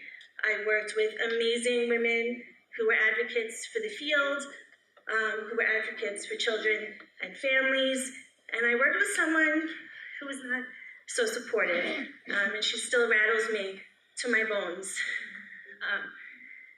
She really would sit from her office, give awful direction. She was unfair to the children. She didn't always follow the state regulations. And I learned so much of what not to do from that person. So even though I have so much to be grateful for, from all of the wonderful support I've had along the way, I always think back to that position and that situation. I've worked in small child care centers, large child care centers, corporate sponsored, satellite sites, all different types of situations. My last placement was with a franchise. I was there for 13 years. I had a staff of 40 people. I had 150 families enrolled. I was nominated as Center Director of the Year in 2008. Thank you. That was a wonderful achievement for me. I was recognized above and beyond 100 other directors across the nation, so that was really special. And someone earlier mentioned that, it's the staff that make you look good, and they certainly did. We put a lot of time and investment into the staff. When you talk about, challenging yourself and trying new things, I felt like I had the staff where we needed to be. The program was running excellent. We were always in compliance with the state regulations. But I thought, what else can we do for the community that we're in? So we worked with the local BOCES program, and we started an internship, and we were able to have BOCES students come in to work with us. We operated a universal pre-K program for the local school district. And then I thought, you know what? Let's get NACCE accredited. NACCE is the National Association for the Education of Young Children, and they have standards, national standards, above and beyond what individual states have. So it was a self-assessment. It took about 2.5 years for us to complete it, but we were finally accredited. And then I thought, what's next for me? My children were grown. I was ready for new challenges. And so through networks and the wonderful connections that I made with people I worked with previously, I found an opening at the Child Care Council, and I'm loving it. I'm able to support providers in their classrooms. I'm able to help potential providers open programs and assist them with licensing pieces. In my experience, I've opened 3 centers from the ground up, and one of them was a takeover. So I'm pretty strong with the licensing background. And what else? I don't know, it's just a wonderful field. When I became a parent, I got to see childcare from a completely different perspective. With my first daughter, I was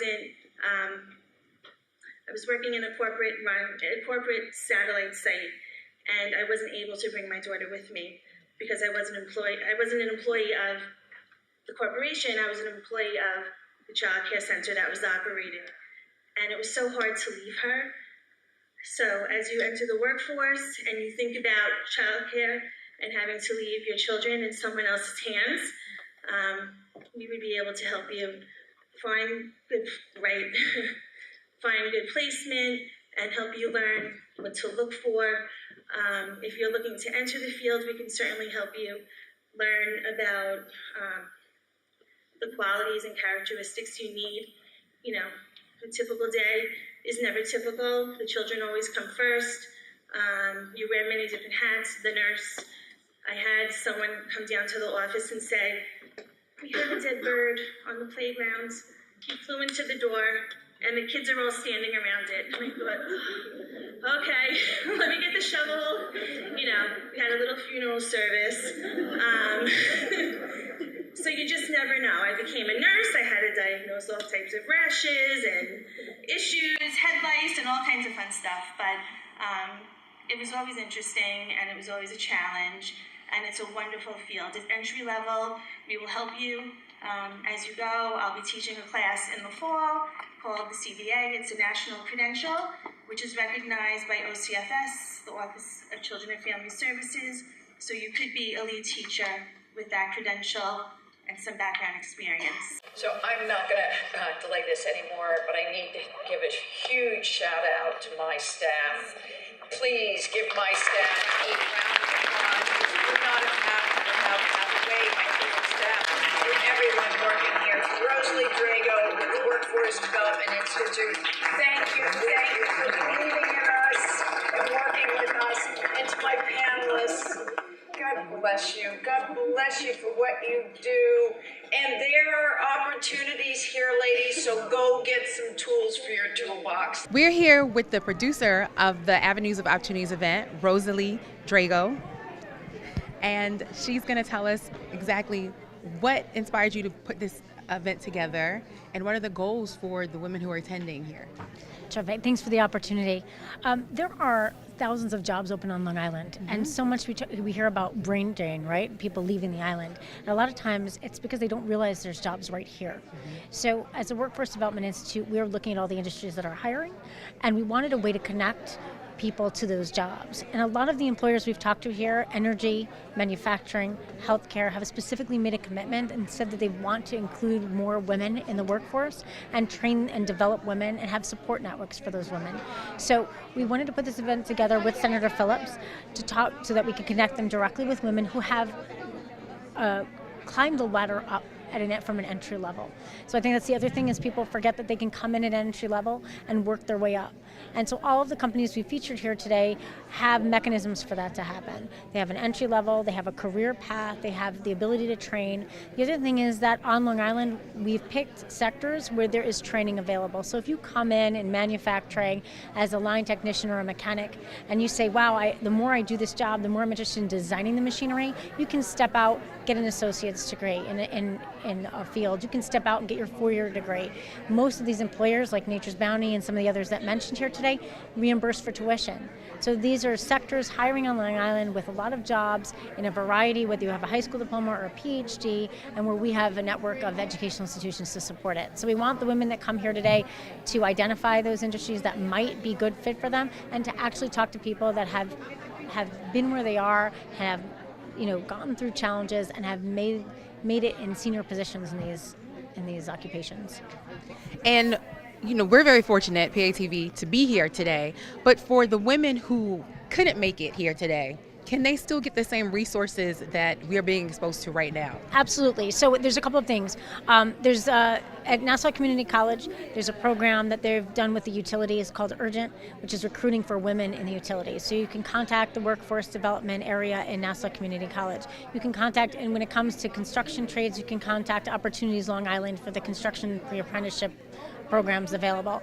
And then when it comes to manufacturing, Nassau, BOCES, Suffolk Community College have program for manufacturing, so they're in contact with the employer. So most of our educational institutions are a great first link, as well the Department of Labor, Town of Oyster Bay, and Town of Hempstead. You can go directly to them, and they're connected with the employers in all these industries. I think people think when they think Department of Labor, they think to go there when they've lost a job.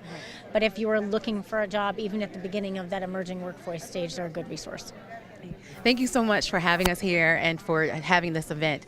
Will it happen again next year? Or I think we're going to look at ways we can take it across the island to different areas and maybe focus on specific sectors, so we'll keep you informed about that.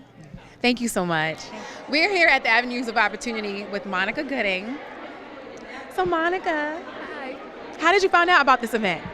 Actually, my son's teacher put a flyer in his book bag yesterday, and I'm like, what better timing, So I said, okay, I live across the street, so I said I'll check it out, see what I can be offered, and that's that. So what are your goals since getting here? Finding employment. I want to go to school, just advancing myself. You know, I don't have much experience, but I am in the military, so I'm trying to add on to my resume, learn more, develop more of myself, and just become better overall. And are there any companies here that you're specifically targeting? Companies, no, but I definitely went to NASA's table. Yeah. And did you get a chance to see and hear and listen to the speeches? Yes, I got here like just on time when everybody was starting, so I'm like, okay, good. What did you think about the speeches?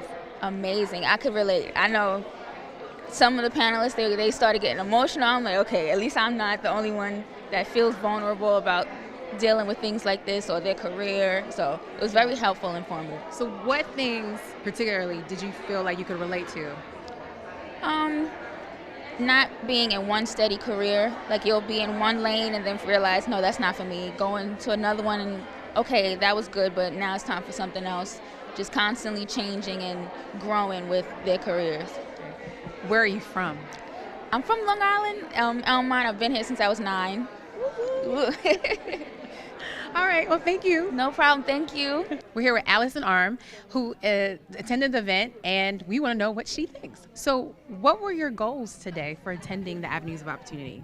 So I think I wanted to come out today and to network and to meet other women who are in the workforce in Long Island and understand a little bit about what's going on in Long Island. And where are you from?